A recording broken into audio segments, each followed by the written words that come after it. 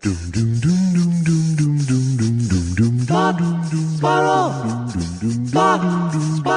2 Jews, 2 mics, 2 hours, starting now. I wish this first few seconds were more entertaining for people. Maybe I'll come up with a song. A lot of times I don't leave it in, Andy. Are you sure? Yeah. Sometimes I do, though. It's weird. Right. I just need an in. I just need a place to start, usually. Oh, my puppet got hurt. Is that good? That was pretty good in, yeah. So tomorrow is the January 6th. Tomorrow's not January 6th. But tomorrow they're having the January 6th people come back. So it could be a big thing. Yeah, there's a special guest hearing tomorrow.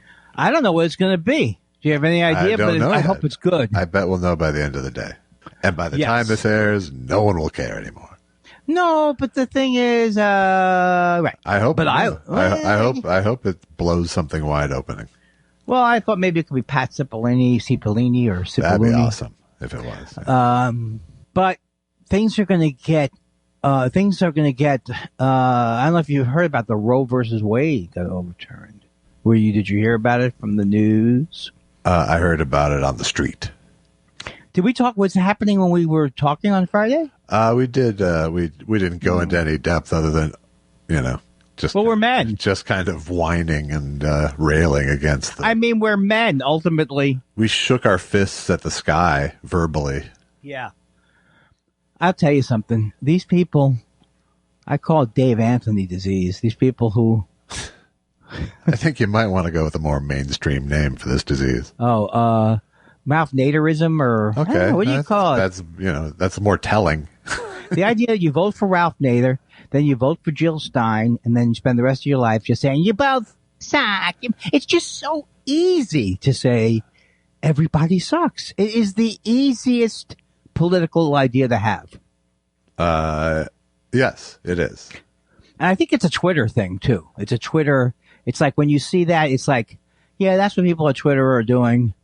There's always those people who are never going to vote. They never vote anyway. Right. And when they're not when they're not making political points, they're talking about how Twitter sucks. This place sucks.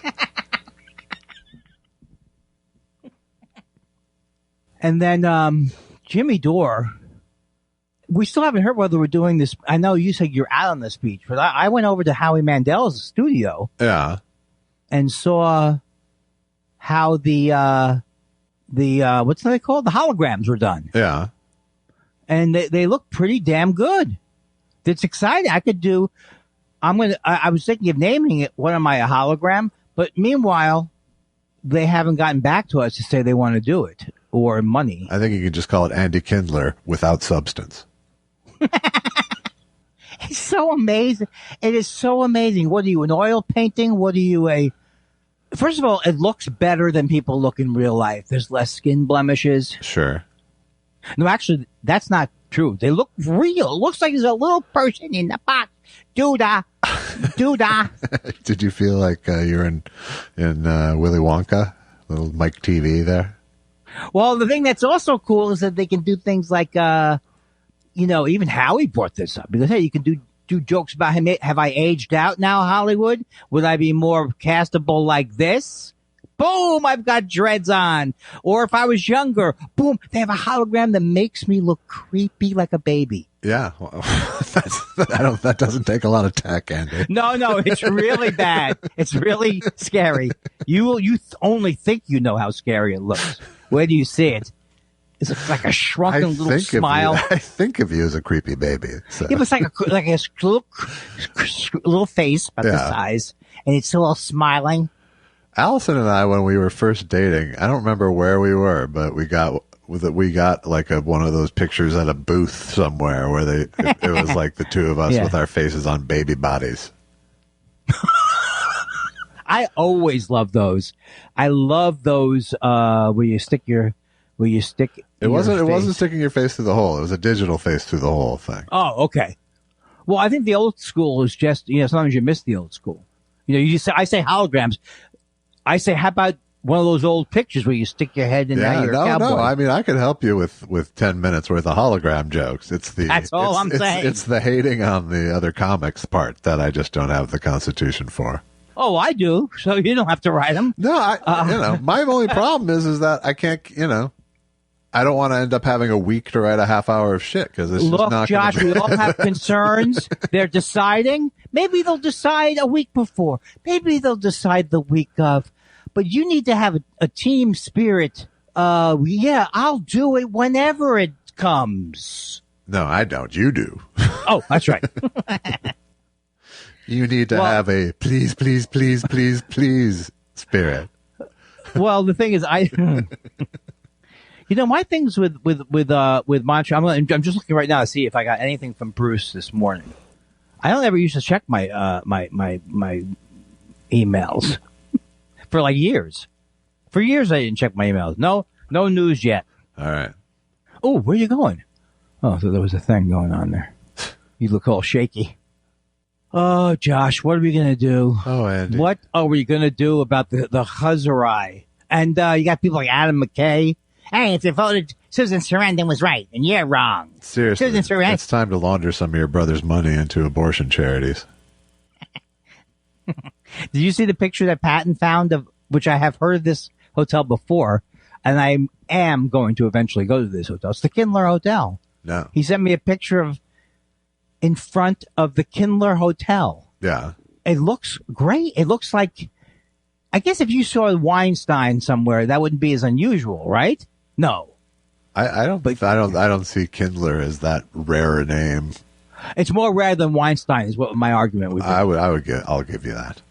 And less in your face Jewish. What? That seemed to you make up for it, I assure you. Oh, with my presence? Yes. So I forgot what I was talking about. Adam, it was Kindler Hotel. Kindler Hotel. Oh, the Kindler Hotel. So I told him that my brother owned it. Uh-huh. And then I had to come back. Well, I didn't want anybody to really believe that my brother owned it. Right. So, and then I said he's. You don't do straight irony well. You don't. It's not your thing. Well, right. You mean like the thing where I go, this is how I look right after I got beat up. Right. Everybody. Exactly. Another good Is that example. irony or is it just bad writing? Well, there's some of each in there, I think. Yeah. You have to be near irony to be able to claim that you were ironic. Let's talk about that song from that lady. Remember every comic had that song from that lady. Yeah, every comic had a bit about it. That's not ironic. Yeah.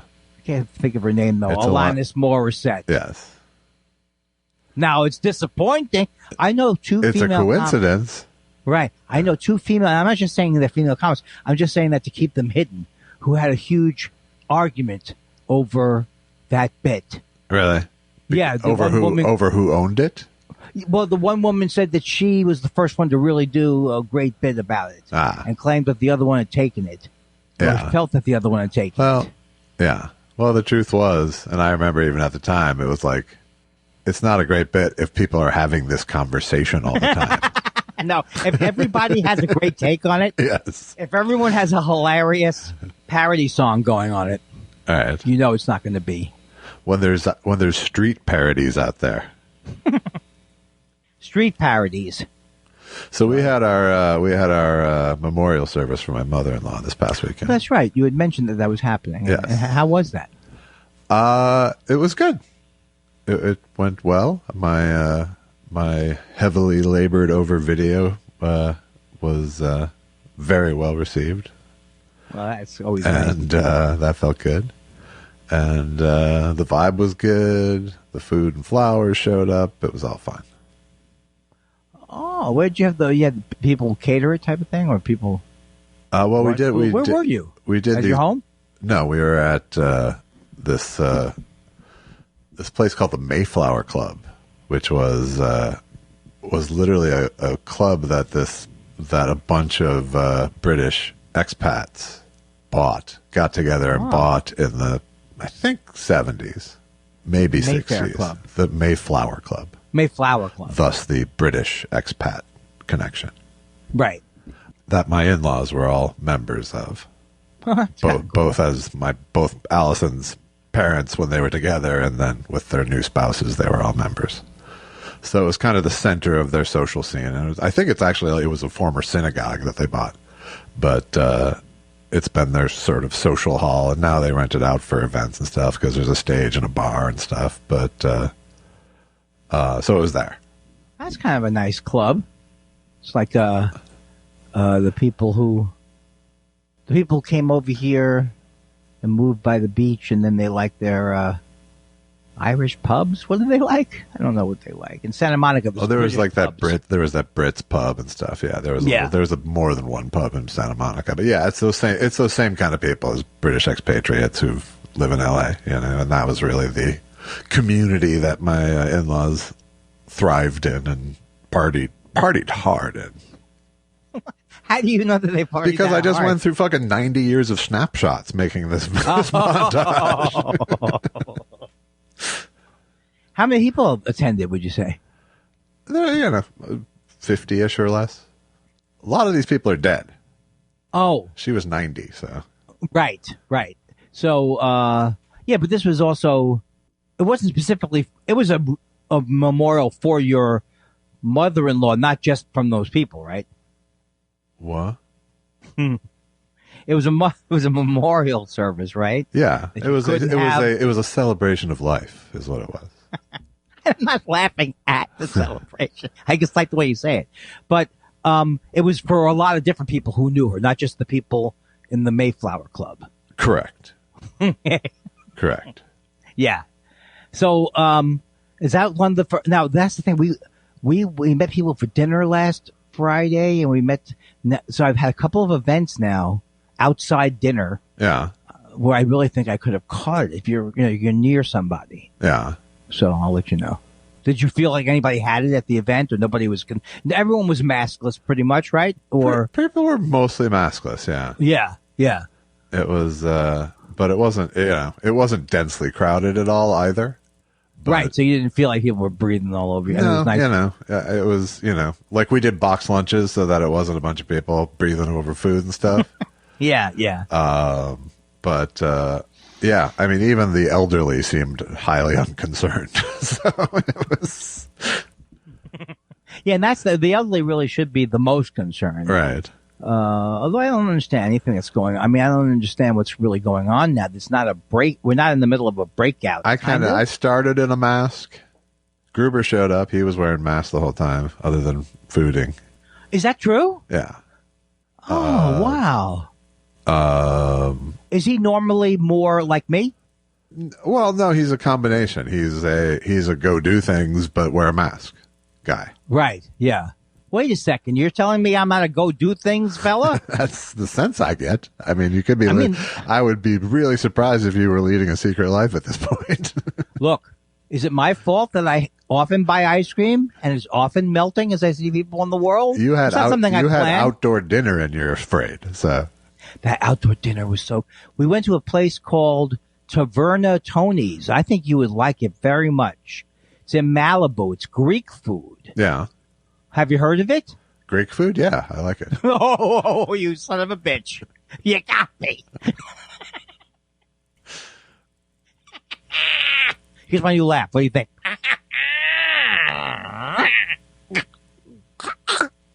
Yeah.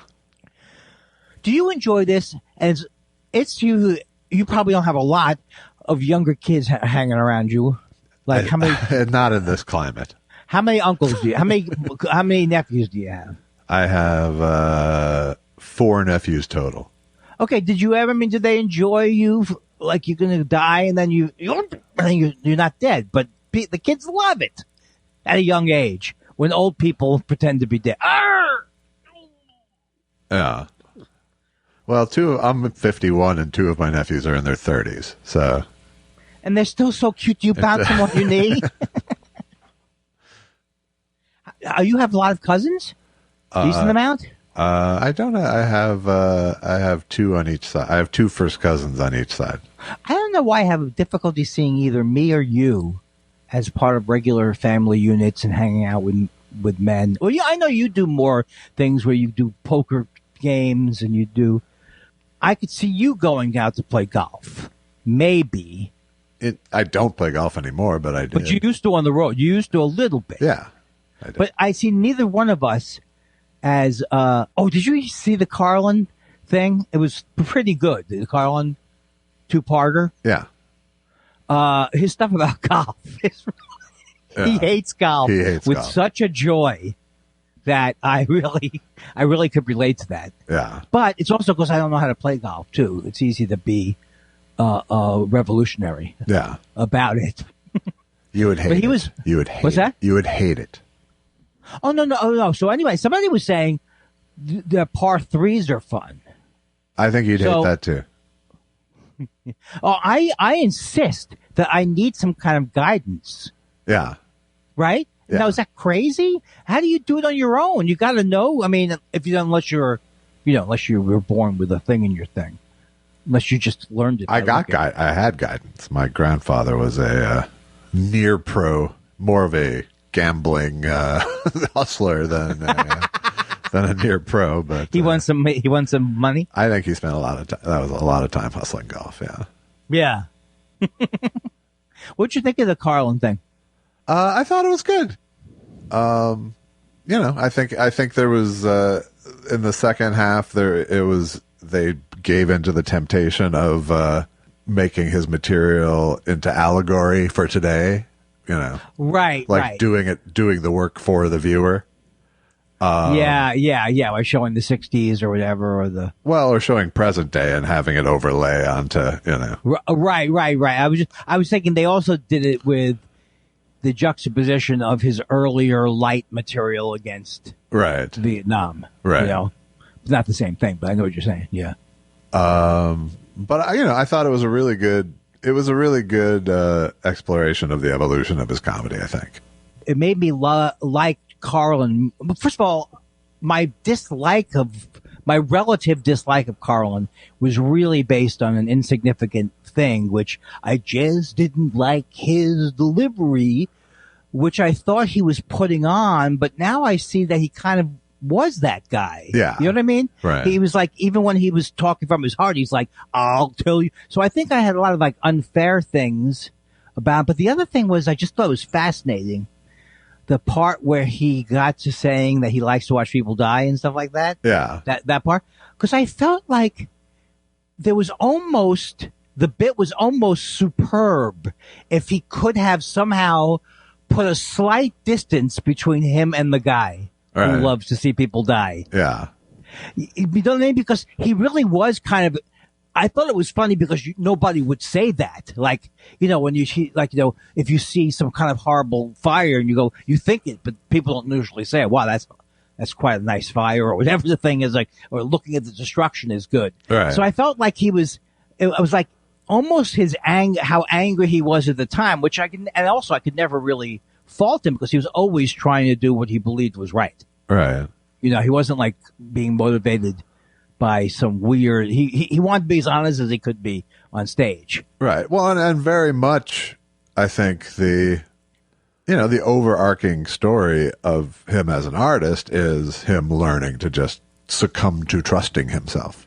Yes. I didn't know the thing about Kennison. I'm sorry. Yeah. I mean, I came at it from a different place. I came at it, with, starting from a deep love of him as a younger guy. And then, and feeling the change, and I actually, as a kid, was when he was doing the observational shit show, and I kind of was still into it then, because I was 13. You mean the hippy dippy? No, later than that, like the 80s. Oh, okay. So I came at it with both a fandom and a working knowledge of his career. Plus, I had just done this history of stand-up show, which had a big ass Carlin section in it. Oh, that's cool. So none of this information was really new to me. You knew the Kennison. I didn't know the Kennison. Yeah, I did. In fact, we talked about it in our play too. That he was like challenged by Kennison. Yeah. Yeah. Well, especially that one bit. What I don't buy is that he was challenged by Kennison for the rest of his life. No. Is that what they kind of said? That's kind of was the feeling that he was chasing that somehow. But I think it shocked him out of his warm, shitty place in the 80s. But I don't think it was like, I don't think Kennison became his ideal forever. No, I did actually funny because I heard Apatow say maybe to me or when we're having a conversation recently, like he spent all of the 80s trying to one up Kennison. I think that's what he was He described it casually that way, but that's yeah, and I think that's you're right. true. I don't think you're right about that. I think you're right about that. That he was like, it wasn't like he was walking around going, that guy's ahead of me. Yeah, I think there was that moment of it.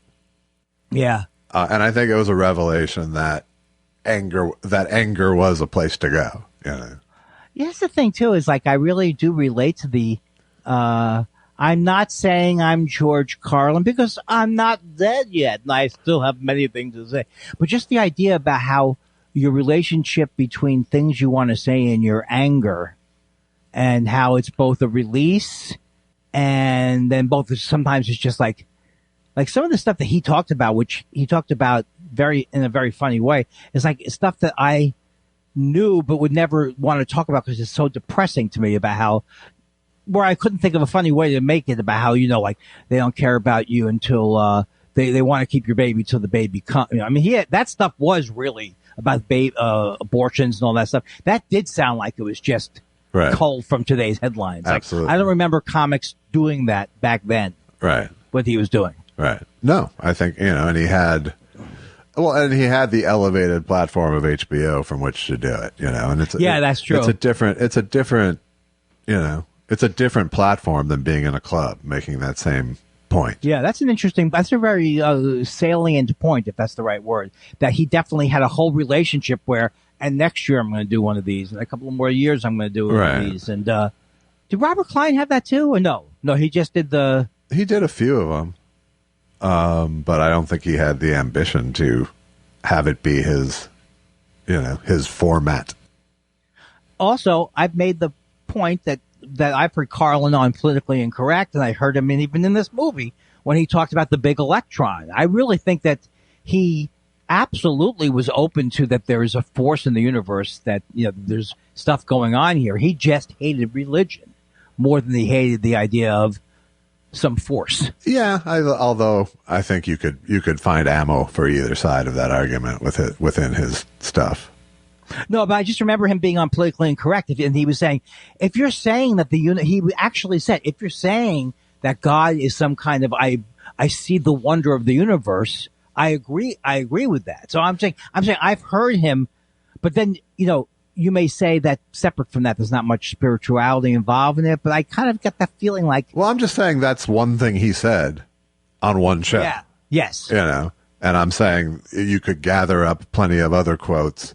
You could get quotes for either side of this argument, is what I'm saying. You could get quotes that say that Carlin believed in a greater spirituality or some sort of greater force. Right. And you could get quotes that say there's nothingness and it's pointless. Yeah. You could get just as much nihilism as you could that. I think that's probably how he felt too. He probably woke up some days feeling connected and some days like feeling that there was nothing, Yeah, I mean, what he had no faith in was mankind. Right. And that's what, and he was very explicit about that at the end, and he described himself at the end of his career as seeing himself as outside the experiment of mankind and having no stake in whether it was successful or not. Right. Well, I also think that's just that's just whether it's a good philosophy or a bad philosophy. Well, I don't even know if it was a philosophy so much as an artistic pose. Right. It was an artistic choice, I think. That was the POV from which he wanted to speak. Yeah. And I definitely don't feel the same way because I just don't feel like everything is, obviously what made him funny was the ability to make things severely black and white.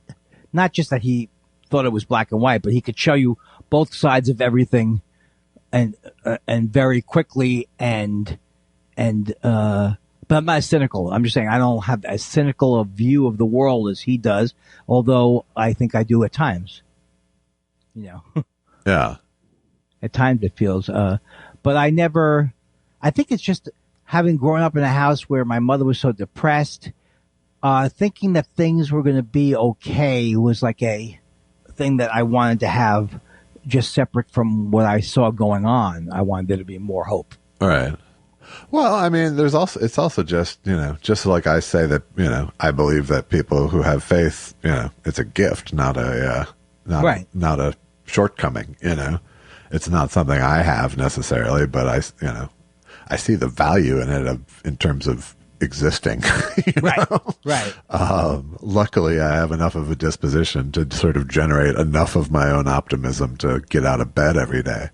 But it's not because I have any great faith in a higher power guiding it all or a reward in the afterlife life.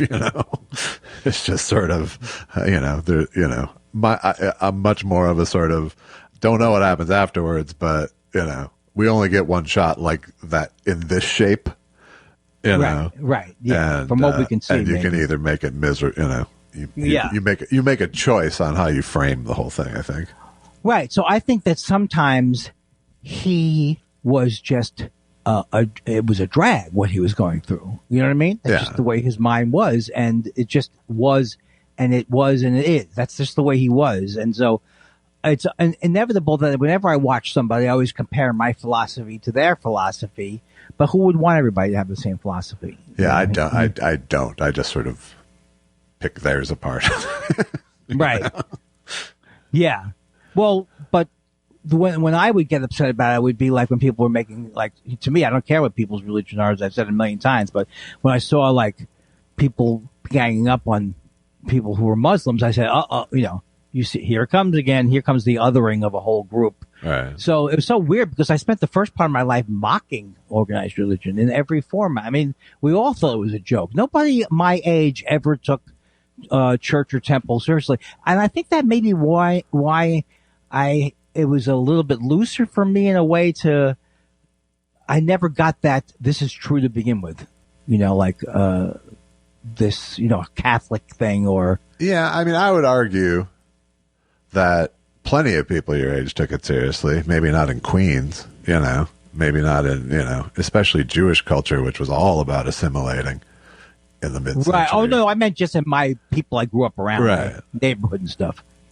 I think, we're living the result of people your age who took it seriously, Well, yeah, I mean, look like Avi Lieberman. I've had a million arguments with him because he's like a Zionist guy. I mean, I just don't have any, I can't understand the whole Zionism and. Right. I had friends who were like JDL people when I was younger, not like in the JDL, but like I'd argue with them about the Jewish Defense League. Right.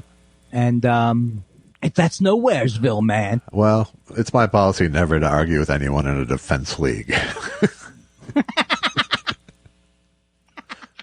Really, I never They've got their talking points lined up generally. I never saw the Superman angle of that. That's the Justice League you're thinking of. I was just thinking about DC in general, or isn't that Justice? Isn't the same people? Defense. Isn't that DC? Yeah. Isn't Superman in the Justice League? Yeah, but I said Defense League is my point. But Jewish Defense League, I just all of a sudden transposed that into something else. Okay. It wasn't like I didn't hear it.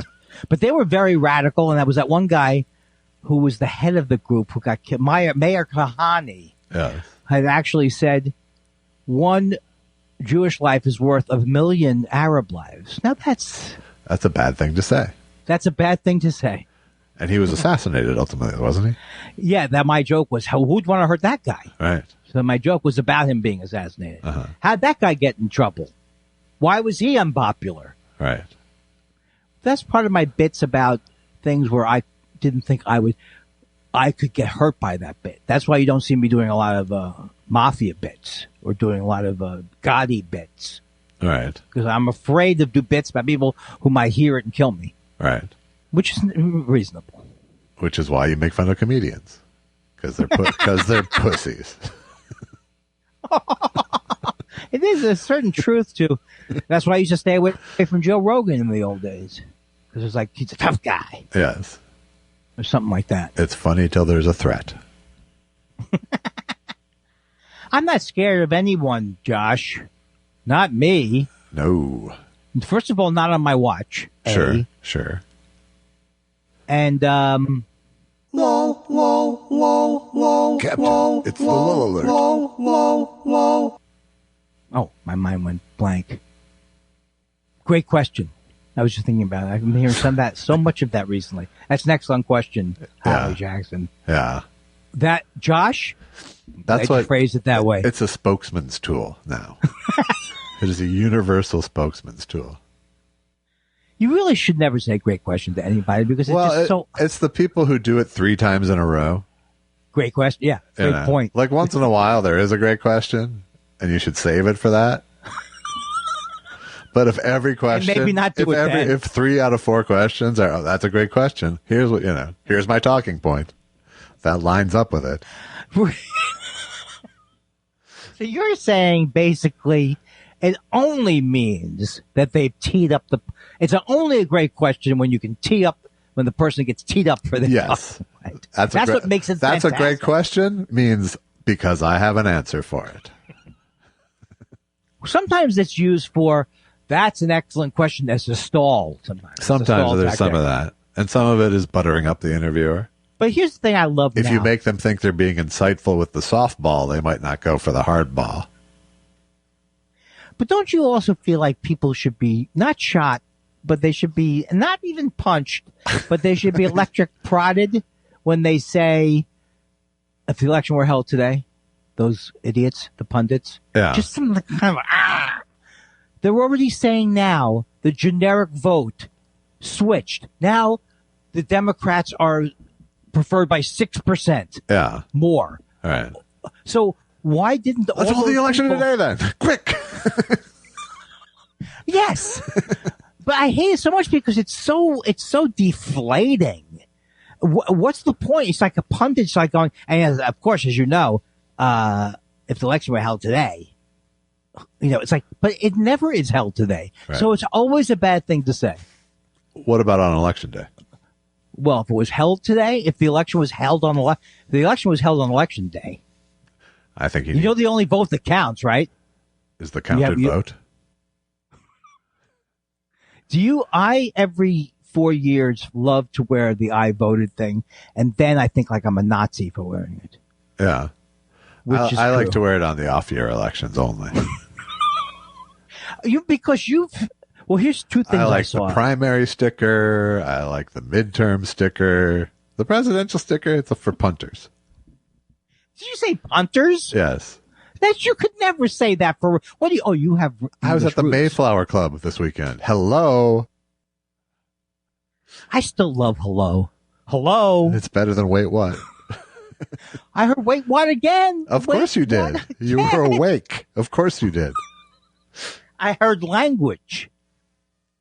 Are we both wrong? And it's actually the new... I'll stop you right there. No. Are we both wrong and it's the new how are you or something that we're missing? How are you? Wait, why? Because maybe everyone's doing it. No, it's not. It's a tick. Wait. It's a bad tick. It's a copywriter's tick. Whoa. Does that mean not is around the corner? Not. Is that coming back? Possibly. Hey, so did it sound like we're underwater the show this week? Why don't you listen to it, fuckface, and then you'll figure out what it sounds like. I went for a second walk with Gary Goldman. Did you? The first one went so well, you had a second date. That's fantastic. The second one was 6 miles total. Did you take him? How many bathrooms did you take him by? He didn't have... He was neither. This one, he was also... this one, I was calmer. That's because good. But the last 2 times, it's like... boy, am I think by the time I'm 70, I will be really not freaking out by normal events. That's good. That's good. But that was a lot of fun. Good. To walk with someone. Did I come up at all? I'm just kidding. Yes, you did come up. At the end, you did come up. So you guys have crossed paths, right? We've crossed paths, yes. No, we talked a couple times about you. I was kidding, really. I didn't. But actually, we didn't. I didn't think there was any. So you think 2 self-absorbed comics walking down the street? I'll tell you something, though, Josh. You'd be very proud of me. We walked all the way to Hank's Bagels. Yeah. Why would I be proud of you for walking to a bagel store? I didn't get the bagels. Aren't you proud of me? Yes, I am. You know why? They were closed for some kind of thing. They had some kind of pipe problem. Yeah. I was so disappointed, and then I covered it with, you know why? It's better, probably. Yes. Let's go have an ice cream cone.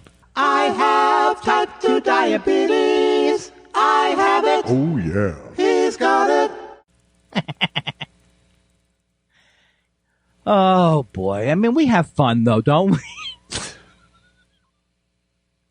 I had such. It was such a Friday was like the worst. It was like tech. It was terrible. It was terrible for you. Well, it was. Here's what happened. It started with all the tech difficulties on our show.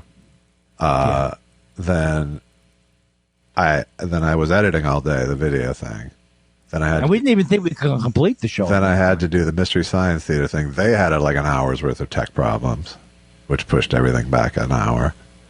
Then while that was happening, my laptop got unplugged. It completely died. It knocked out about 6 hours worth of video editing work that I had done. So I was up basically all night Friday before the... Oh, because you had to finish that thing for the thing. And then... and your Avid was out. And so I was up all night with that. Then I went to the funeral service, then came home, and then I had to edit our fucking thing. And I started falling asleep during that. So I went to bed at like 10 because I was nodding off and like woke up at 2 a.m. to finish it and sent it off to Alex. Do you think that once you pass 40... that there's just no way to have a good night's sleep for the rest of your life? No, I could have slept great that night if I didn't have to finish this thing. Oh, so you can... I get the feeling you don't sleep great. Or you do sleep great, or I don't get the feeling. I get the feeling it's on and off for you. It's on and off for the most part, yeah. Because you sometimes get up in the middle of the night and walk around like no, not very often. All right. Well... The only time I do that is when it's, if I've gone an hour in bed without sleeping, and I don't. That means then I need to get up and get sleepy again. Can I do a sex joke? No. Well, you said an hour in bed without sleeping. That means you guys are getting busy. Okay, do your sex joke now.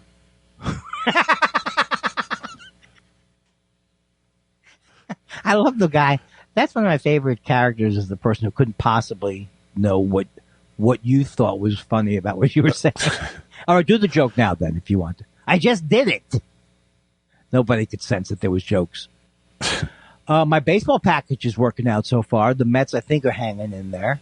Yeah. Can you believe that? You think? I think they're okay. Can you believe that? So in Avalanche? other words, just owning a baseball package is really what's working out? No, I haven't. Just knowing it's there? No, I've actually watched some games, but I'm not getting like so involved like a Jew would and go, $140 and this is it. I'm not doing that. That's good. $140. And I'm not saying for $140, you better watch it every goddamn day. Well, you've just done it now, so. But I don't want to get so into, I really realize I don't want to be a bad sport anymore. Why am I'm a good sport now. But I don't know if I'm a good sport. But why do you have to watch your team and go, they made an error? Can't you watch it and enjoy the other team does well, this team does well? Not really, but I still think I can be more relaxed watching baseball now. I hope so. I still can't get over that the names are different from when I was a kid. That is not... Right. It makes it harder. Crazy names with these kids. Yeah. Well, I don't have a Dennis like the St. Louis team. You got who's on first, what's on second. Well, what do you mean? What do you mean? What? What do you mean? Wait, what? What if there was an 8-hour wait? What? There you go. Wait, what? That's it. Wait, what's on first? What? Wait, what? Third base. Don't ever let it be said that you don't commit to bits. Please don't ever let it be said. It's very quiet today, the way that's happened. Usually we have some, maybe Monday, I think your point is Monday is not a, what does that sound? I don't know. It's a British siren, perhaps? No, when the garbage trucks, they sound like they're backing up. Beep, beep, beep, beep. Something like that, kind of. This is why you and Winslow, those are the two people I go to. That was masterful, wasn't it? Beep, beep, beep. It was like...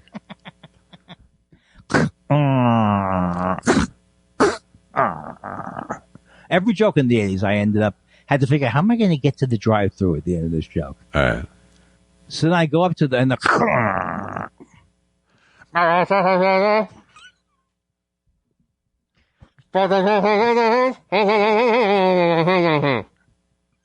and you say we're not reaching new levels on the podcast. That's right. Didn't you love the Pittsburgh is Perfect Peter guy? I don't know what you're talking about at all. You know, the fastest talker in the world. Oh, Johnny Machida? Yeah, is that his name? Yeah, sure. I love that guy. Pittsburgh's perfect for you, Peter. Pittsburgh's perfect. So this actually proves to you, Josh, that I actually admire those Canadian comics who did Cinderella backwards. I wish I could do it, that kind of thing. I honestly, again, you've lost me once again. I told you that once before, that there were Canadian comics. One was named Wayne Fleming. Terrible comic, but he was a jokester. Like, hey, guess what? Wayne Fleming peed in that vent last week. Woo! And then he did the Cinderella. He would close with doing Cinderella backwards. What does that mean? I don't know. What does that mean, Cinderella backwards? You say, first of all, Cinderella isn't a poem, is it? I don't know. I don't know what you're talking about.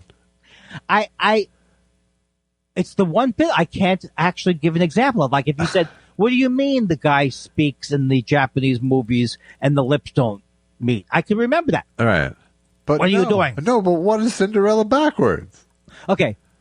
Are you sure you're not thinking of something else? Like Wizard of Oz or...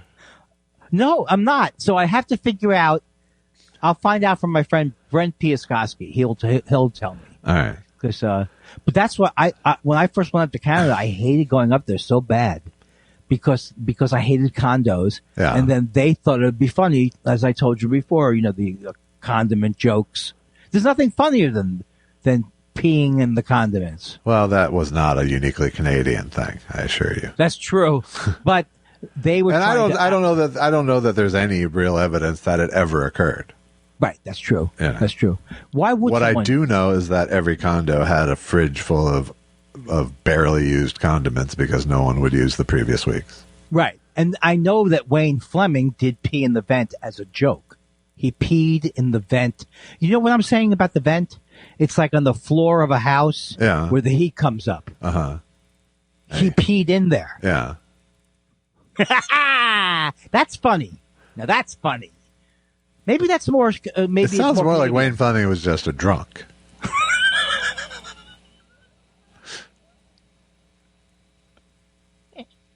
I'll never forget the guy I worked with. Oh, I think he passed away. That's right, Roger Chandler. Oh, I told you about this before. Where you go? He would say he left the shit in the freezer. He would say, "Would you like to see this bag of cheap physical jokes? Would you like to see a bag of cheap physical props, jokes?" And then I thought that would lead to more deconstruction. Yeah, but no, but it wasn't. It just did. A bunch that was of bad not prop jokes. It was not a deconstructing thing. Yeah, he was basically, "Would you people like to see some cheap physical?" And then he would do Madonna. He would do this thing with Madonna. He had the hair on. He took a wig. Yeah, he put the wig under his arm. Sure. A classic. That's Madonna's underarms. Sure. I saw at least 3 people do that with. Okay, now who was it? What would the wig be on top? On top, it would be, I don't know, Marty Allen. I pity you. I pity you. Oh, Mr. T, okay. And the crotch would be Madonna again, right? Because she has a hairy crotch or something? No. Well, there was the Playboy pics that where she had hey, Madonna and Playboy. Yeah. So I'll never forget this guy, and he hated stand-up comedy. He just wanted to retire and fish. And that made me so angry in the early 90s. This guy doesn't even care about comedy, and he's doing it. Yeah. I think in retrospect, I could take that getting mad at him out of my life. And I think you could. Miss nothing. I never understood those guys, but there were those guys out there for whom road comedy was just sort of a vocation. Yeah. Right. So my holier than thou, this is an art form, is no better than that attitude. No. Especially since I was doing it when it wasn't really an art form. Right. During the 90s. And not doing it artfully. Yes. Yes. Would you like to see this bag of cheap physical props? I remember even saying, here's me having my cake and eating it too. Oh boy, I was very depressed when I first went on the road. I was so depressed. Of course, but because it's awful. I know, especially in Canada, when you really feel like one time I you feel like a stripper because strippers are sort of revered more in Canada in some way. It's like more of a mainstream art form, quote unquote. So you just kind of feel like it's on the same level in Canada. And you really felt like strippers go up a peg, you go down a peg, and you're right on the same peg, pretty much. Anchorage was also a weird town to play. Don't kid yourself if you're thinking that's going to be great comedy crowds in Anchorage. It's still the one state I haven't been to. No, but you haven't been to Kodiak either, right? You haven't been to any part of it. Of Alaska, yes. Kodiak in Alaska. I have not been to Alaska, is my point. That's like me going. You can keep listing Medicine Hat, whatever you want to say. I know that's Canada. Okay, so you haven't been. Nova Scotia, nothing? Canada I've been to. Oh, okay. But Alaska I never have. Alaska, I'm telling you something, is an interesting place, but it's really, I don't get it. Oh, I guess it was a gig. That's why I went there. Why am I thinking like I went? Like you're on why did I? Andy Kindler's Razor's Edge. Who's the guy who went up to Alaska originally? Admiral Perry? I have so many non-historical facts in my head. Admiral Perry. That was a Seward's folly of a joke right there. You're trying to give me clues, right? So, the other thing about Alaska I like is that when they would pay, do they still get paid to live there? Who? Alaskans. They were paid to live there. Well, they got some sort of oil premium, whatever it's called. But God forbid black people should get reparations. That they don't care about. Right. Where am I going with this? That was a desperate cry. That was like Bill Maher. I want to be Carlin. That's like every joke Bill Maher. Bill Maher will go, but will this trend on Twitter? Is it that disgusting, my joke? All right. Because I don't think it, because that seems to be the only relevance that he has. You know he loves. They're talking about and me. it's always the Saturday trend because no one watches it when it's actually airing anymore. I never even thought about that. There's not one human being. Honey, I can't go to sleep. I'm staying up to watch Ma. Do you watch Oliver with like on a weekly basis? No, I used to, and I've run out of patience for him. But not because he's not funny, because the format after a while. The format is too. I don't. It's care about it. It's too didactic. Oh, here's the other thing that bothers me. That I am sure you know that would bother me about these Carlin type thing. I don't want to hear Jon Stewart's take on George Carlin. That's personal, right? Yeah, yeah, I think so. I just saw a doc. It was like an American Masters on Brian Wilson. And it was it was way too few people who were close to Brian Wilson and going way more for the here's Bruce Springsteen's take on Brian Wilson. And there's that thing where it's just like, and I've seen Bruce Springsteen will say yes to any fucking music doc. It seems like that's the one weakness he seems to have. And it's always like that moment changed everything.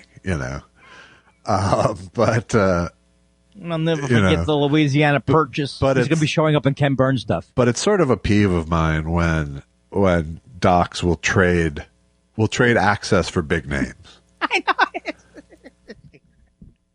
It's so funny sometimes because the person doesn't know what they're talking about. And Brian Wilson is a really difficult interview, obviously. So what they did with him was they hooked him up with this Rolling Stone editor guy who he had this long-standing relationship with, and who was, willing to treat him like a 7-year-old, and they drove around and, cause like whenever they sat down to do something sort of more formal, Wilson freaked out. So you could tell that it was just like, drive around, see if you can feed him suggestions to talk. If you ask him direct questions, you'll get a 2-letter answer, but if you sort of, and so, that's what you had to do to get something new out of Brian Wilson. And I kind of respected that choice, but then they didn't surround it with people who had real relationships. Not that many people do.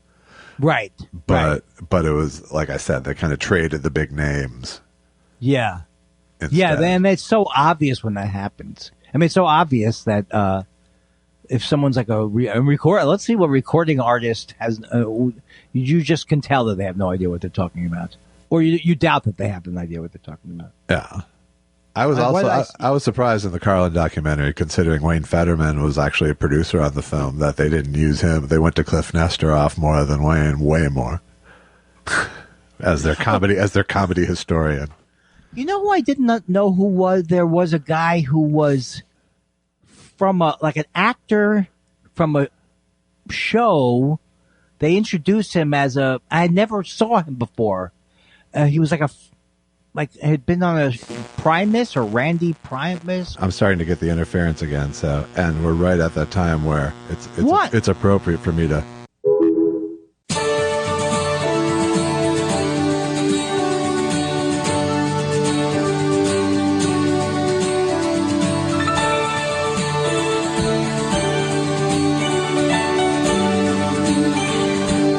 When trouble looks me in the eye, never turn away. I'd rather face the devil now than on the judgment day. I'll open up my doors and let the light in. I'm not afraid to go where my heart tells me to go. I'm just a rider on this rodeo. Let go of the race if you want control down the glory road.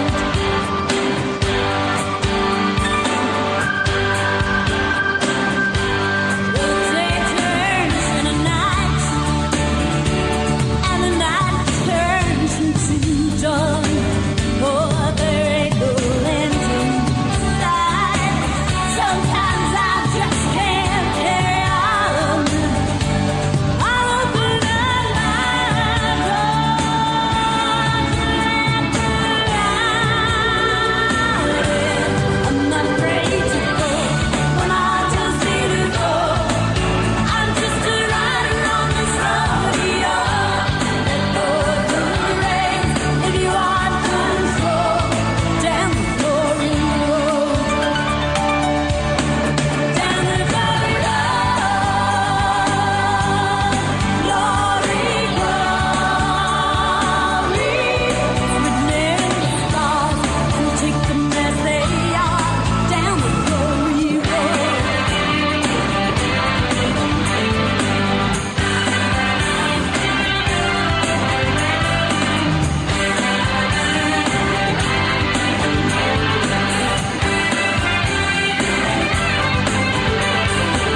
Well, now wouldn't it be nice to read more than you sow?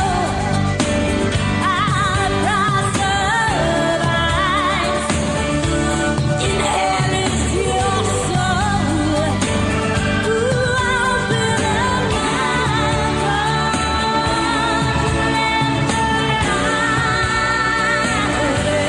I'm not afraid to go when our heart tells me to go. I'm just a rider on this rodeo. Let go of the reins if you want control down the glory road. Oh no, I'm not afraid to go when my heart tells me to go. I'm just a rider on this rodeo. Let go of the reins if you want control down the glory road. I'm not afraid. I'm not alone. I'm walking down glory road.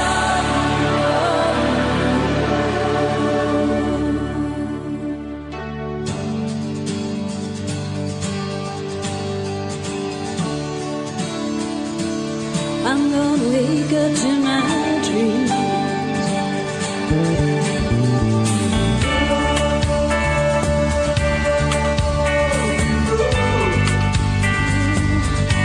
Wanna find out what it means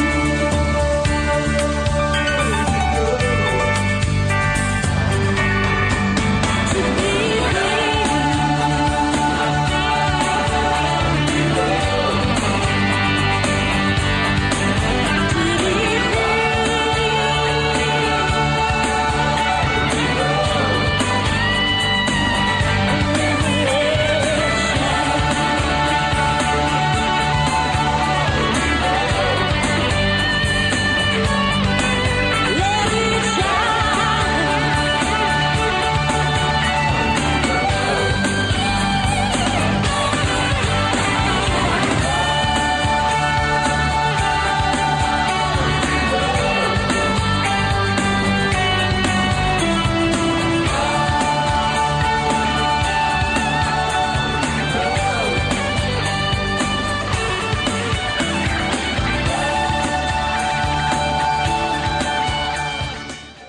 I was thinking about doing a technical corner, computer corner? I think you should. Computer corner. I think you yeah, should. okay. I think you should take your computer and sit in the corner. Can I just record some separate pods? They used to call them pods on the Letterman show. They never made them. They go, we'll turn this comedy bit. We would all joke. We'll turn this comedy bit into pods. Like we turn it into different bits, but we didn't. But I could make my own bits. Like, do you watch any YouTube how-tos? Only when I need to. Okay, so I watch them every once in a while, and I have a question for you. Why do they all start like this? Hey, it's answer your question. Boop, bang, bang. But thanks for coming. I'm done, Josh. I don't want an intro. I'm the answer man. What's your question? Hi, I'm Andy Kindler of here. Here's my YouTube channel. And by the way, before we get into the topic, if you want to subscribe to my YouTube, it's that kind of thing, Josh. This is a very, very funny, almost delightful routine I'm doing. It's almost delightful.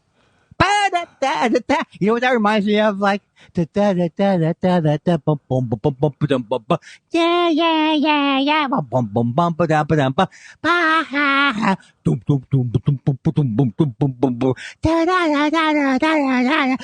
okay, I finally identified the song. Okay. That's the actual song, right? I think it is. And then it goes, I might know soft tune. It's kind of a rumba. It's a rumba you've got going. I can't really narrow it down beyond. And you do know, Desi Arnaz brought the rhythm to this country in many ways. In one specific way. Okay, so I watched one documentary. All of a sudden, I'm an expert on calypso music. Hey, this guy's got calypso music. I won't laugh like a maniac. You were a Baba Blowhard there. Baba Blowhard. Hey, Lucy. Here's me, my Lucy. Why are you coming down to the club?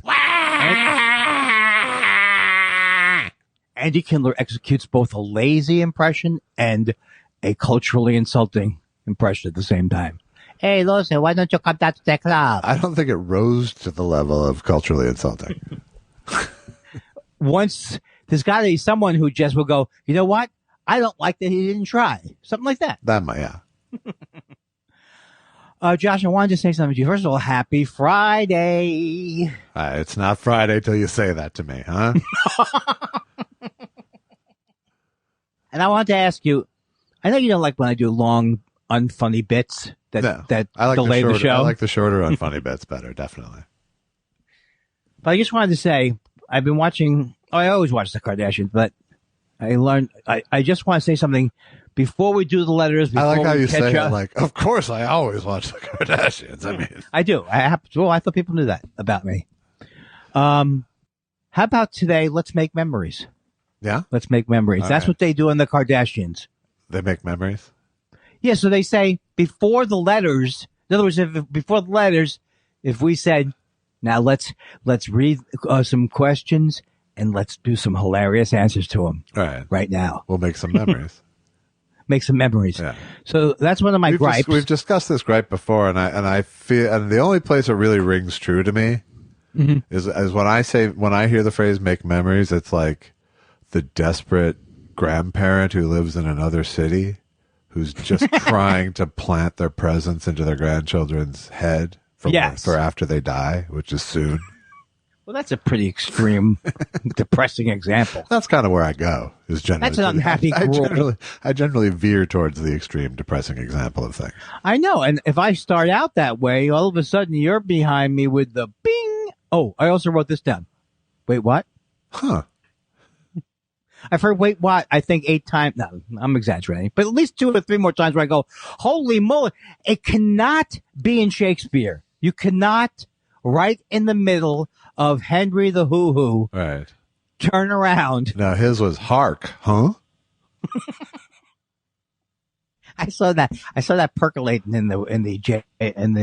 I wasn't mind. percolating so much as waiting for you to stop talking. Yeah, waiting for me to stop. Yes, which I think is how. Don't you think it's how most people experience me? Yes. Yes. How come I hear it like That's the cars hope. going? That's the hope you bring to the table. Maybe he'll stop. That is too close to the truth. Too close to the bone, Josh. That got in. Oh, stop yelling. Wow. Why was my voice so unpleasant? I can't wait. My therapist is off now. She was off yesterday. Off put. And she's off next week. Do you feel do you feel a sort of white knuckledness when that happens? Well, I already just started. Like, why am I? It's Friday of the first of one session I missed. It's like, why do I hate my voice? Why is my voice worse? Why? Every once in a while, I remember having kind of a mini breakdown in New York with Hadi Mahdi. I'm not saying this as a joke. What's his name? I don't know. Hadi Mahdi is all I got so far. Mehdi Hassan. Okay. Mahdi Hassan. Okay. Mehdi Hassan. Mehdi Hassan. I started to remember that this last week. I was like, why do you want to start dragging those memories back, you stupid idiot? And I'm saying for no reason. You can bring it back if you have a reason. Yeah. But that's what I'm saying when you don't have a therapist. And, I don't think people realize how rough it is for me. It's rough, I tell you. It's rough, I tell you. I see my therapist twice a week. It's covered completely by SAG, except for, like, what do you pay? Your copay. What's it called? It's a copay. Copay, Yeah. right. And then, the copay is really covered by Rich Brotherton, if you think about it. So you know what I mean? Free therapy is what you're claiming. It's monopoly money, people. I just wanted to come on today to tell you that my life is like monopoly money. I have 4 pensions coming in. My brother gives me a constant infusion of do, re, mi. Yeah, I'm sorry. I'll exit out of this. Yeah, it's not making you look good. It's really not. No, it's not. It's like having Thurston Howell III having a podcast. You just get some more money.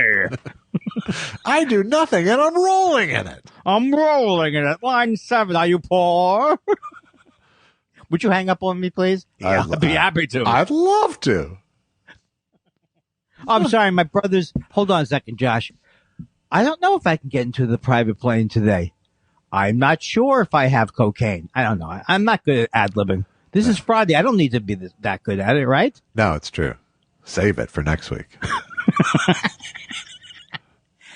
Did you get anybody who wrote to us this week about how great the sound was on the last episode? No. I want 2 segments on the show. I want Computer Corner, and then tech editing, inside editing. Right. Inside, right. Or as I like to call it now, dreaditing.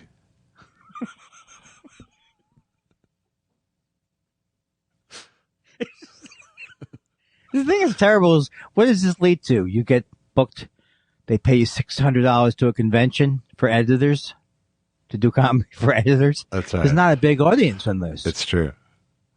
Just like our podcast. But, I was wondering about that. What if I tweeted about it every once in a while? Our podcast? Yeah. You'd be better than me if you did. Instead of tweeting things like, this guy's an idiot. Just don't do them back to back, if you will. This guy's an idiot. Listen to my podcast. Don't do that. Listen, you goddamn Nazi. What are you, Hitler? And don't forget, for more of this gold drops. It's dropping. Pickle says, wow, we just went right to it. Because you could back out and go back in. Well, I have to go back and put the theme song in. It's time for questions. What do you want to know? We love your questions so much. It's half our show. Half our show. What are you talking? What theme song? See how I cover for you, buddy boy? Thanks, team player. The Pickle says, what 3 words would you use to describe Barbra Streisand? Dynamic vocalist. Yow! I guess I didn't think that out. I would do imperious. Come on, this is diva-like. Yes. And a goddess. That's right. I think you're right. Mama, can you hoo-ha? Papa, can you wah wah? I'll never forget the 12th time I saw Lentil. What is this, Mad Magazine? I just came up with Lentil. Wow. Come on, you loved it. No, it's good. I think a 38-year lag time is about right for a joke like that. Oh, maybe should you go with Yenta? Yenta? It's a little nail on the head, Yenta. Yeah, That's kind of the cracked version. It's already Jewish. It's the cracked version. I when I was in junior high, maybe either 8th grade or 9th grade, I got to interview Isaac Bashevis Singer, who wrote Yentl and who's a Nobel Prize winning Yiddish author. And I interviewed him in front of an audience of 400 people or something at the Walker Art Center. And this was right when Yentl was coming out. So I asked him about, and I was, again, 12 or 13 maybe. And I asked him about. Such a great event. I asked him what, the funny thing is, like, it was me and this other girl, and we were on either side of him on stage. Oh, I thought I decided the issue. But I had the ear that worked. He was like 80 something or 90 something. And so only my questions would go in. So I asked him about Yentl and what he thought of Barbara. He said, she's very talented, but she shouldn't have tried to do everything. I thought he would be completely just complimentary and not get into it. No. An old 90-year-old Yiddish Jew is going to be completely complimentary. I have 3 words about anything. I have 3 words for Barbara. Kiss my ass. Isaac, easy. What do you? Kiss me mein Tuches. She ruined my baby. Oh boy, I should wait. Maybe I could do some warm up exercises before I try improv comedy in the morning. And if you can't do old Jew, where are you? What are you? That's right. There's no. I saw. Look, I saw Barbra Streisand and Yentl. Not for me. Not for me. Not good. I think I'm taking a Carol Lever joke, sticking with it because it's like, did you see not the Parmesan? Did you see the pastrami? Not good. Something like that. Do you know the joke I'm referring to? Not good. It's like kind of like, does it come in bone? That kind of joke. Yeah. That both Jan Karam and I think Carol Lever might do. Yeah. Let's go. Beatty West says, I'm not a goo-goo gaga kind of guy. Whenever I see an infant at the grocery store, I scold them. About time you started pulling your weight, baby. Bring home some bacon. How soon do you think before SCOTUS strikes down child labor laws? I'm going to go road less traveled here. First of all, I wish I could see you do that in the, it's like a Dennis Miller at the supermarket kind of, isn't it? Hey, look, cha-cha, get your feet off the lettuce. Go. Go. I think the SCOTUS thing is actually going to turn out good. No, I'm kidding. I'm depressed and I'm going to drive off a building. About SCOTUS. Yeah. So I'd say the Supreme Court if you're going to pick a building. If you're going to. To jump off of, I mean. Oh, wouldn't that be ironic to them? That would really hit Alito where he Or actually you jump off the hotel next to it like the guy at the Comedy Store. Yes. That'll get Alito to finally sit up and, you mean a Jew committed suicide? Right.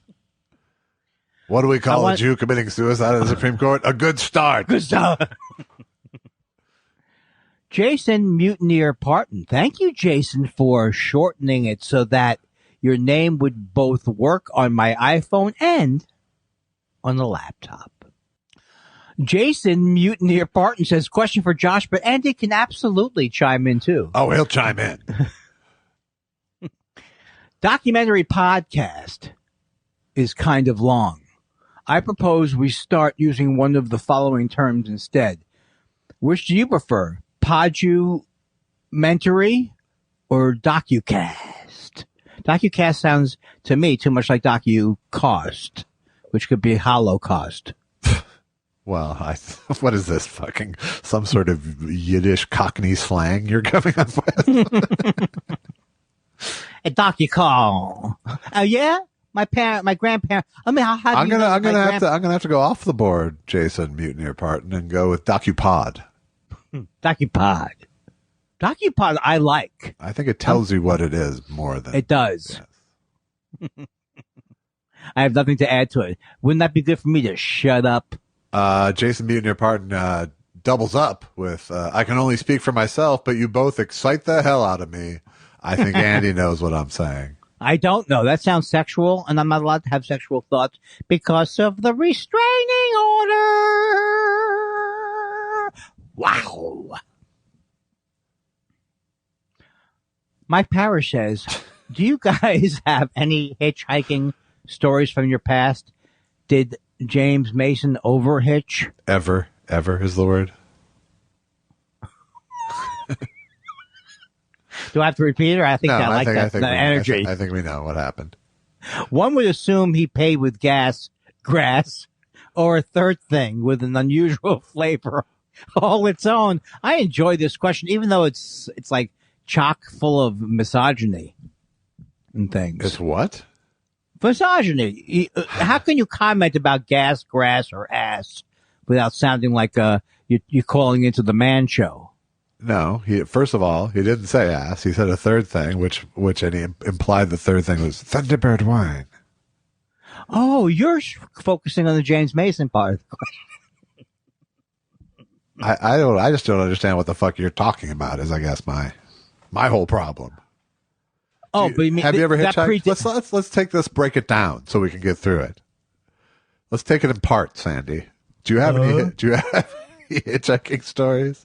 I've told it, so I'm afraid to tell it again. That when I was with my friend, we thought he was gonna drop us off at Englishtown, New Jersey, to see the Grateful Dead at Englishtown, New Jersey.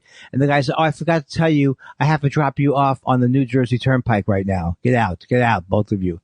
Yeah, so me and my friend Paul Gray, and then within 2 minutes, we got pulled over by a New Jersey.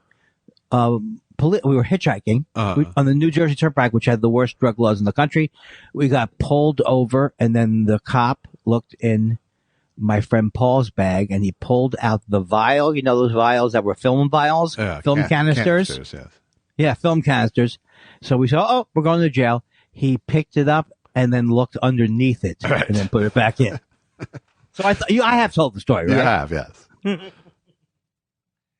So that's my story. I like to think of it as the story of the cop with no imagination. Yeah, because even if he wasn't taught that at a specific class, at least shake the canister. Yeah, he could still deduct. Yes, or because if it doesn't go ka-chunk ka-chunk.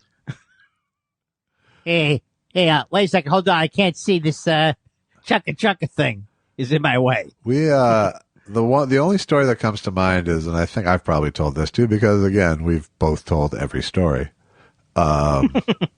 is my friend Craig and I, Craig Smith, who I've spoken about on the show. We were driving to Duluth, Minnesota, north of the cities, Duluth on Lake Superior. Our car broke down. This guy who we dubbed Gordy, I don't know his name, but we decided his name was Gordy because he presented like a Gordy. Pulled over. You know, we were like 16 years old. Craig was probably 17. And we had blown a hose. And so he drives us into town about 10 miles up the road. Place was closed. Drives us back to our car. He cuts a piece. He opens his truck hood, cuts a piece of his own hose out of his car, and installs it in our car. And it's unbelievable. Yeah, it was like the greatest piece of Good Samaritaning I've ever been a part of.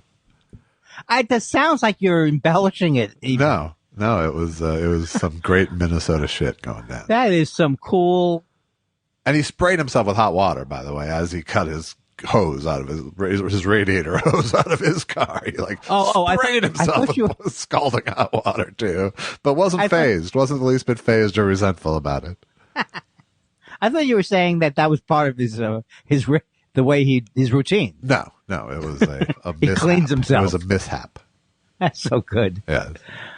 Tweet Bahara says, and I don't even know that this happened. When I know that they made fun of it. When Perez Biden fell off his bike, it was cool that the Secret Service opened fire on the bike and killed it. I think that's very funny. It's a comment, Josh, on the Secret Service and how they're so like these Secret Service guys who were Trump people, Trump loyalists. I don't think it was that deep. I think it was more just a Keystone Secret Service. Oh. I don't think it was political commentary so much as just straight physical comedy. He was just. I'm going by the timing, though. This timing is exactly when that story.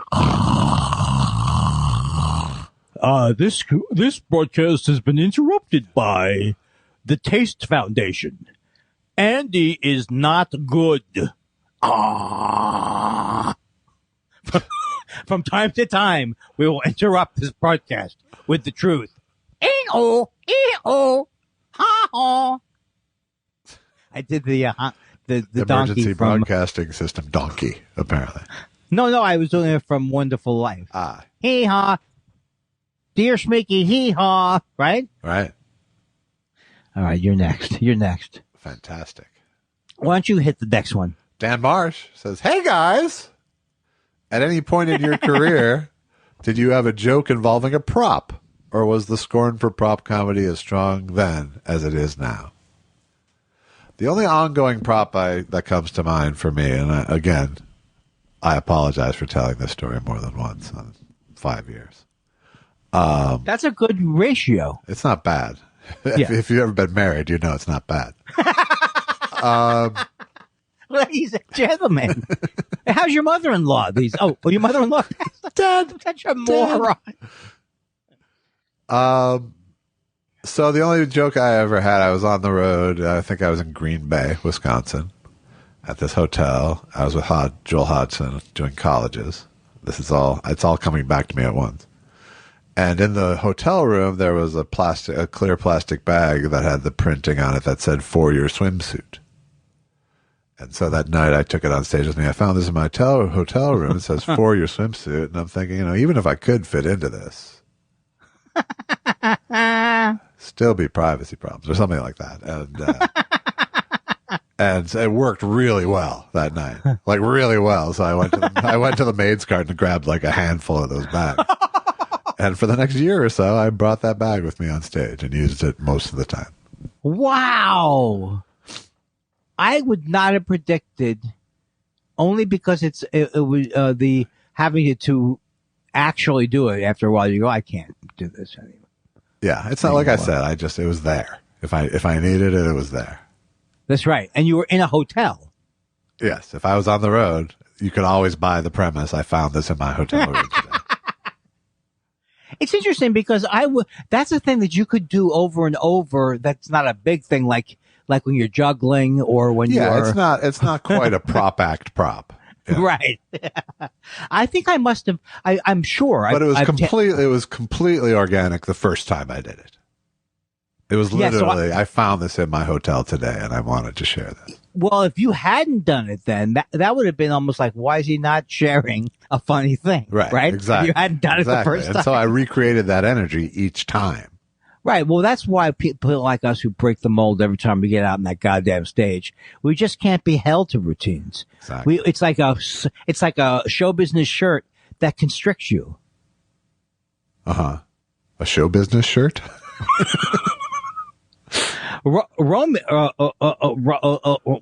Fleischer from Northern Exposure. Romy says, Josh, we are fans of the original, in quotes, MST3K. Enjoy your doc movies and all your docs, work. Movies. Come on. What did I say? Please give my compliment some space here, please. Enjoy your docs, movies, and all your work. Andy, I missed great rock and roll concerts like Summer Jam 1973.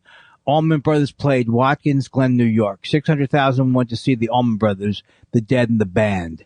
Andy, were you there? I was not there. I would have been, I graduated high school and what can I think now? This is really about sad 74, to me. I would say. Yes, like right. Were you born So I in was- 56? Yes. All right. And I went to college in 75. So I would have had to have gone there As a junior. while I was in high school. Junior in high school, which is completely plausible for a concert. Well, it would have been plausible for someone who had a normal family. I'm the guy who walked. Oh, and it's saw your the family's hair. fault you didn't go to this show. It happens. Wait a second, Josh. My mother's birthday was yesterday, and I was going to try to say something nice at the end of the show, but now I remember that she beat me when I asked if I could go to see the Allman Brothers. Mom, And can I what- go to Summer Jam 1973? Give it a shot.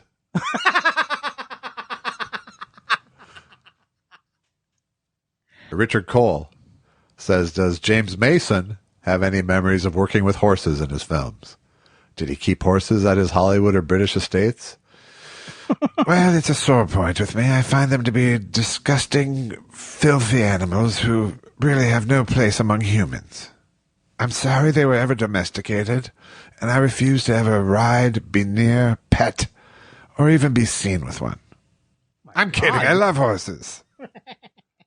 I mean, with the hard tank. I mean, all of a sudden, James Mason's got he's going to get the PETA people on his back.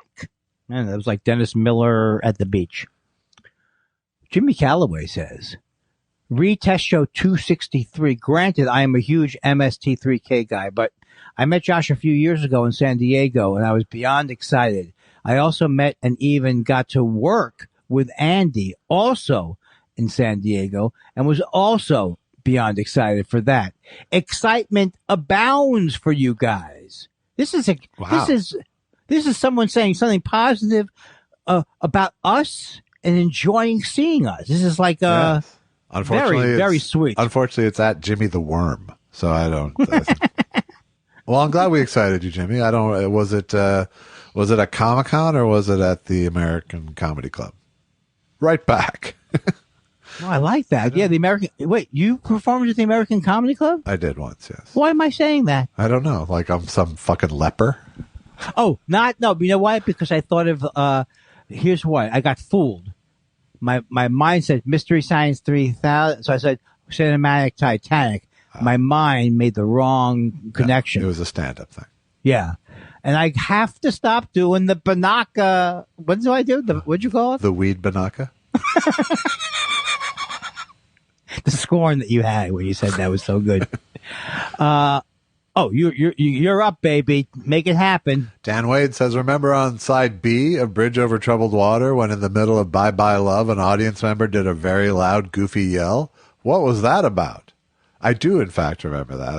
I can't quite conjure it to imitate it, but I know that exists. What it is I think mid-'60s live recording techniques had the one audience mic too near that dude. Doesn't he one time say to some? Well, I don't know what album I'm talking to, but he doesn't even say to somebody a joke about them suggesting something. I remember it because I remember everything, but now I've forgotten it. This is the age. Yeah. Do you remember the thing with George Simon? George Simon told Paul Garfunkel in the fifth. I do remember it, but I'm mixing it up with the other another thing is what I'm saying. Okay. Bobson. Oh, this is a tough one. I'm not a genius. Bobson Dugnut. I don't think that sounds right. I mean, it doesn't sound right as in you got me. Bobson Dugnut. Imagine my surprise last week when you guys started talking about a particular sleep apnea implant commercial. I edited that ad. That's so cool. Wow. Andy and Josh have seen my work. It's all downhill from here. I just saw it again last night. It's called Inspire. Yeah. And the thing is, it looks, Bobson Dugnut, it looks like magic because it's like he gets up, he looks concerned. He takes a device, he waves it near his heart or something. I don't know what he's doing. He's activating it. But the part that's crazy, as you know, Josh, is the opening with the crazy, which I don't know why I didn't get a call. The guy can barely put the contraptions on his head. It's crazy. Yeah. And that's what, and you can tell. Enough you know with the what's crazy contraptions. Try Inspire. I just want to say, you nailed it. Was that the commercial where the kid, where it's like, no, come back to bed. No, you won't. Lock the door. That one.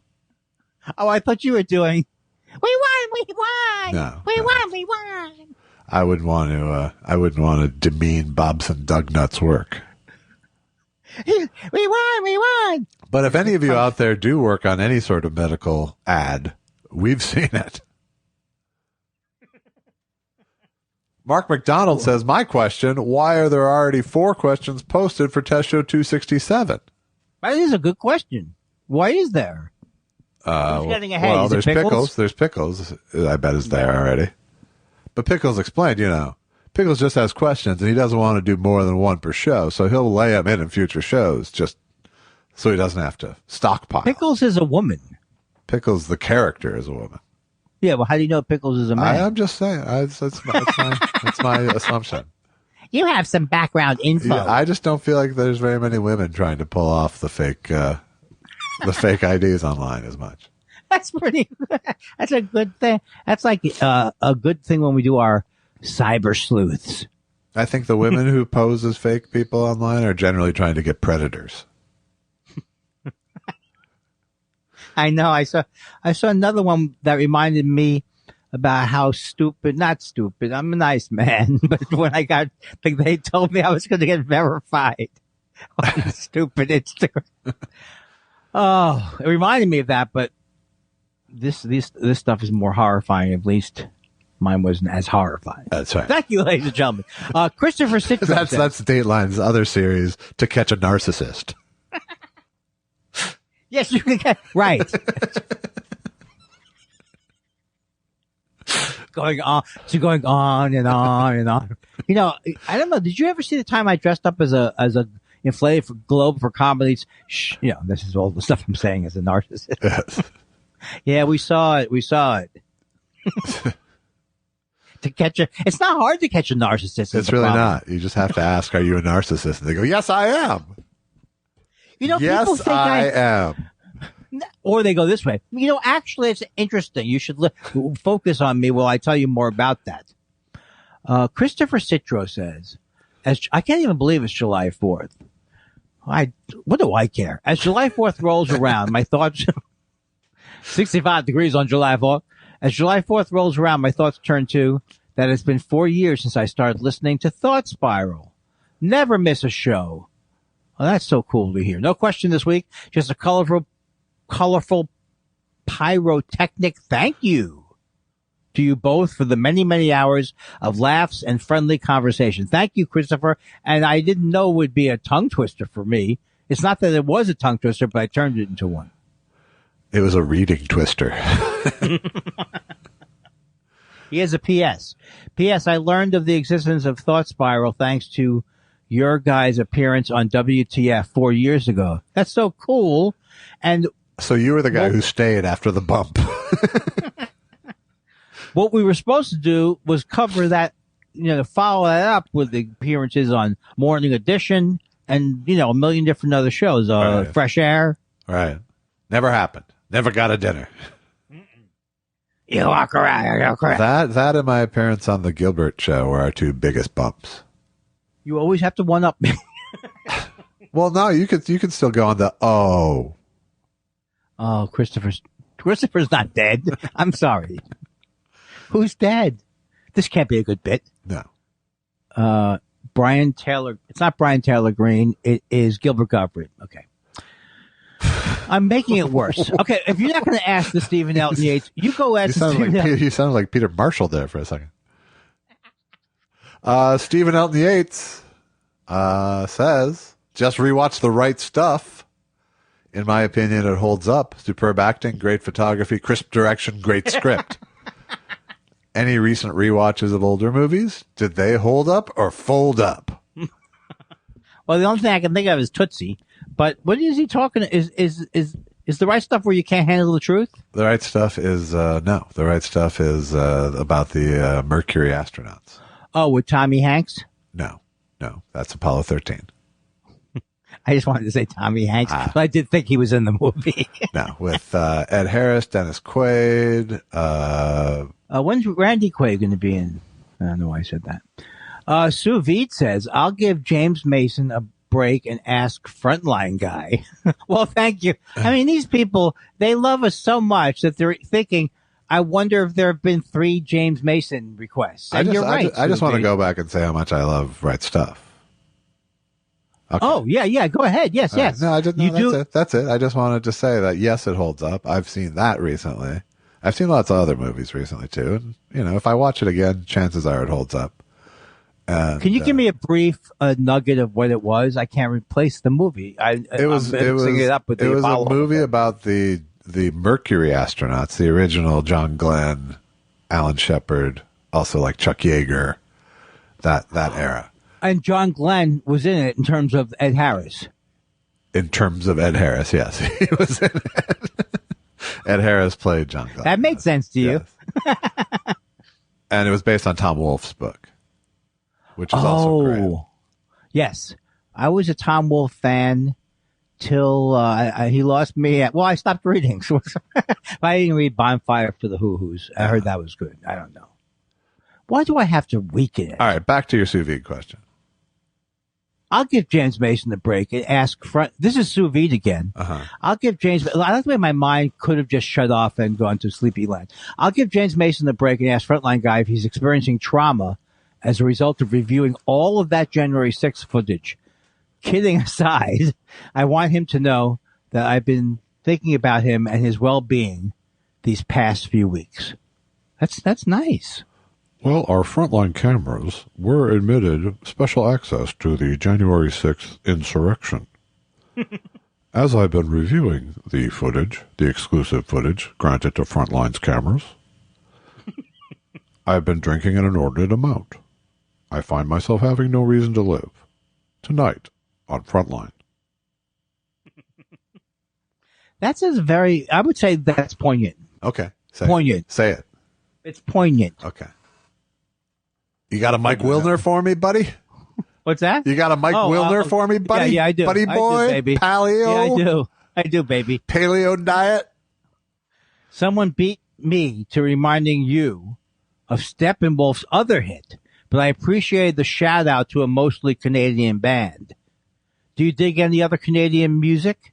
Sweet City Woman? I like that one. Informer, a third song? Always listening north of the border, though south of Minneapolis. I think I like a lot of Canadian bands, but I don't remember I didn't really know much about Rush, but there's other ones that I go, and then I find out later. You know who you like, Andy? Guess who? What are you talking about? Guess who, Andy? I don't know. Just tell me who the band is you think I like. Guess who?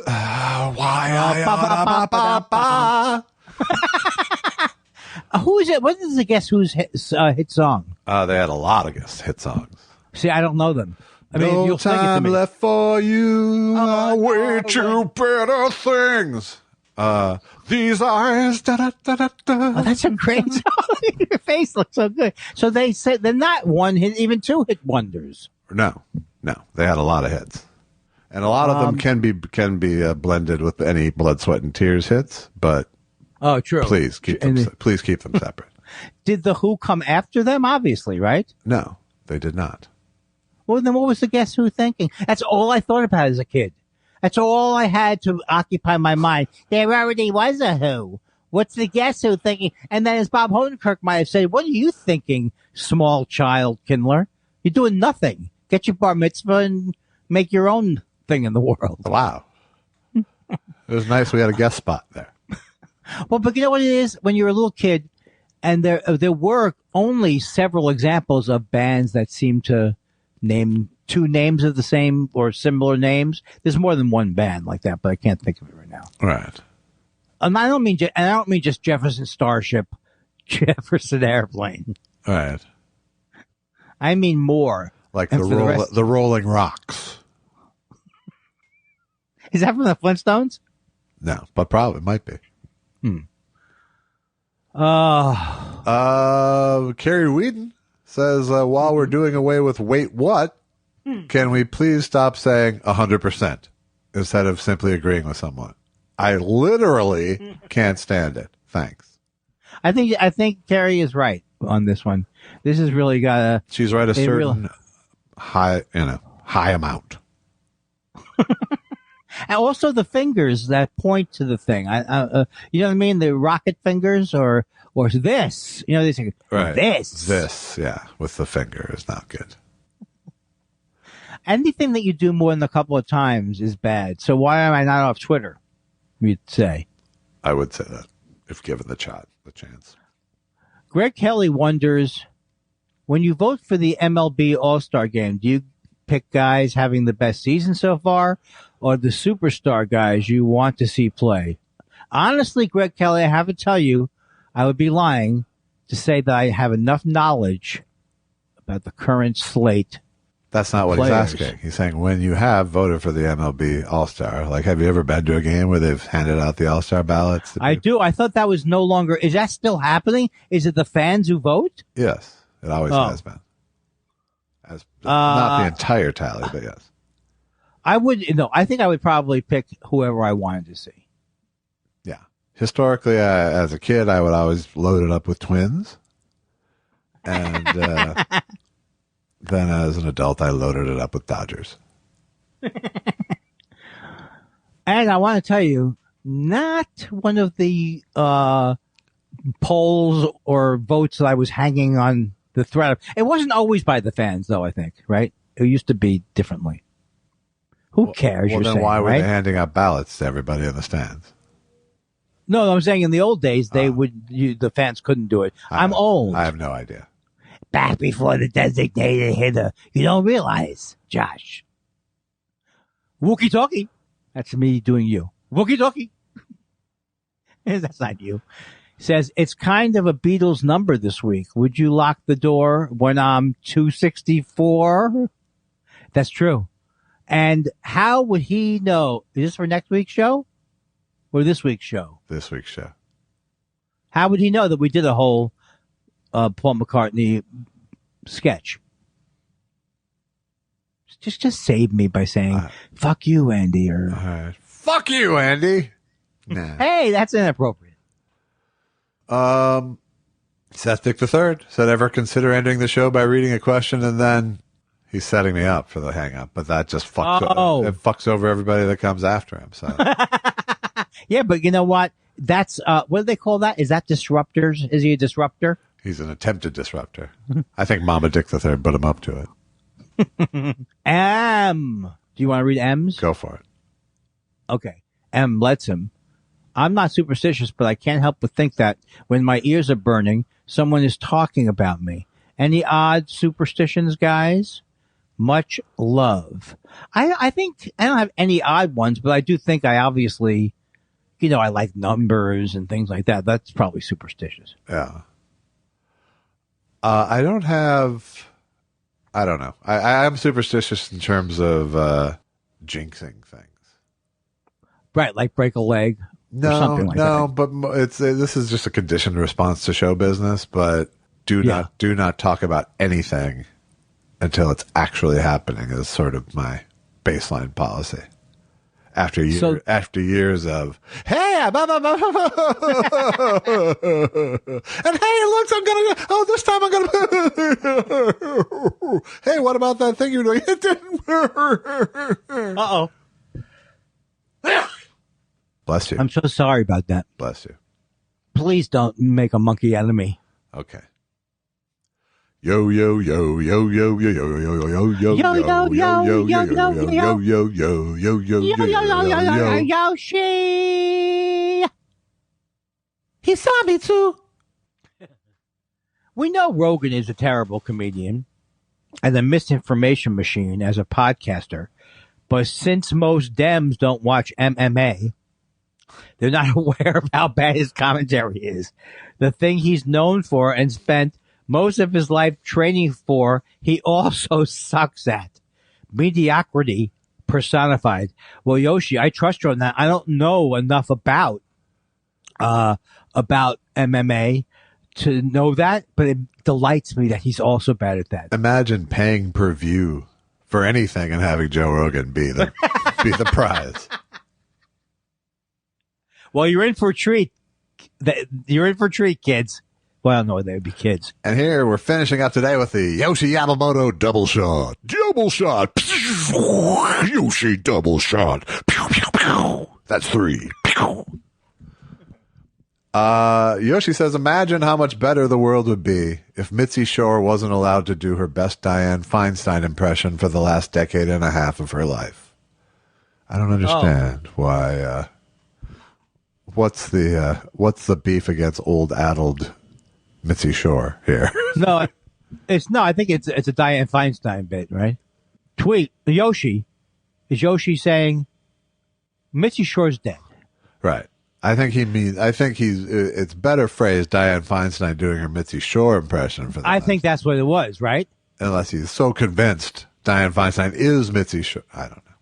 But then I would say, Yoshi, basically, it's an Alzheimer's joke is what he's doing, and it's, why drag Mitzi Shore into it, maybe? I don't know. It's something like, I'm not going to defend the Comedy Store.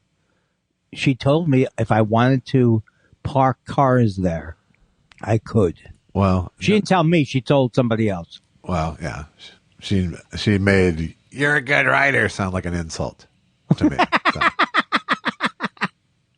Well, this was you're a writer. Is I think what I got. Well, this was quite a show, Josh. I mean, I have to say, I really would say, kudos to me, the narcissist. Yeah, I think just your performance alone would inspire people to go to buymeacoffee.com/thoughtspiral and drop a coffee on your ass, on your perfectly performing ass. Don't forget. I'm coming out with an album. Not now, but I'm saying it. Yeah. So that I do it. Okay. So if you record it this year, we're thinking what, 20? No. That's the old me. No long. It should not take longer than 5 years now. Is what I've gotten it down to. That's good. I don't know why I can't. It's like if you've been hung up on. It's like if you've been abused. I'm not saying you're abusing me. Right. But when you've been abused or hung up on, well, I don't want to trivialize it to say that being hung up on is like being abused. It's time to break the cycle. Mama, can you hoo-ha? Papa, can you wah-wah? Andy is not good. Ah.